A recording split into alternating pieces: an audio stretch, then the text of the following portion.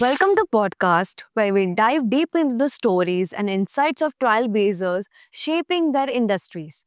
I'm your host Priya Thanki, and today we have a truly inspiring guest with us, Miss Priya Kataria, the founder of Forest Saloon. Priya's mission is to challenge the norms of the makeup industry while promoting. Let's explore her journey and vital conversation around the breaking stereotypes in the beauty. My first question for you is, can you tell us a bit about your background and what inspired you to start a forest salon? So when I was doing my master's in New York, I realized that makeup and hair is something that I'm passionate about. And I started doing courses over there, apart from what I was studying. And when I got back to India, it was me and my partner who wanted to open a salon. But we didn't want a salon to be like a regular salon. We wanted to bring in some change. We wanted the salon to be very creative, and we also wanted nature and mankind to coexist, which gave rise to the concept that we opened. My next question for you is, what was the biggest challenge you faced when launching Forest Saloon and how did you overcome it? So there wasn't any like major challenge. The challenge was only that we wanted to be the best, okay, and wanted to stick to the name Forest and deliver our best.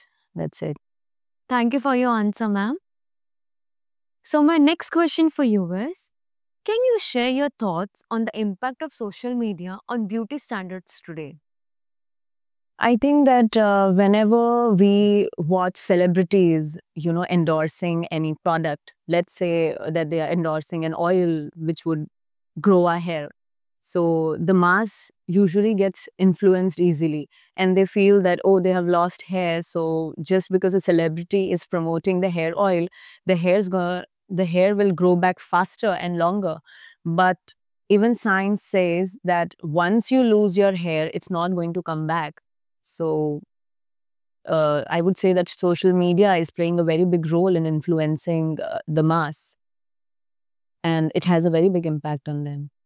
That was an amazing answer, ma'am. So, my next question for you is, how does Forest Saloon strive to create an inclusive and diverse environment for all the clients? So when we began the salon, we were very sure that we wanted the salon to include everybody. That's how we started the concept of kids. From a toddler to an old woman or a man, everyone is welcomed at Forest and we have services for everybody. So I feel that it's the only family salon which caters to everyone and includes everybody. That was an incredible answer, ma'am. So, my next question for you is, what role does sustainability play in your business model and how did you think it can reshape the beauty industry? So we are going to use 50 to 70% of the products that will be biodegradable, and up to 50% of carbon emission that Salor does will be reduced due to a tie-up that we are doing with one of the company, and that will be revealed very soon. Thank you for your answer, ma'am.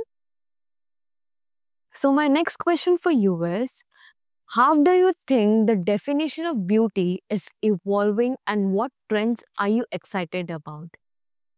I think the beauty industry is something that keeps evolving all the time. Every year there are new trends, and one has to be updated with the trends to survive into this industry. And it's exciting because every time you have something new to learn about. And if you are passionate about what you are doing, so it's always very exciting. So, my next question for you is, the beauty industry often promotes specific beauty standards. How do you believe the stereotypes affect individual self esteem? So it definitely affects the self-esteem of a person because we feel that we need to look in a certain way, and we try and use certain products that, okay, if I use this, maybe, my hair is going to grow long, or maybe I will look more fairer. So, and when you're not able to get that result, it pushes our self-esteem so low. And that's something, that really not boost, but would put our confidence very low. And I feel that one advice that I would give is that you should be you and you should embrace what you are instead of trying to be what you are not. Thank you for your answer, ma'am. So my last question for you is, what legacy do you hope to leave in the beauty industry, and how can others contribute to this change? I feel that if you love what you do, you can always be the best in what you are doing.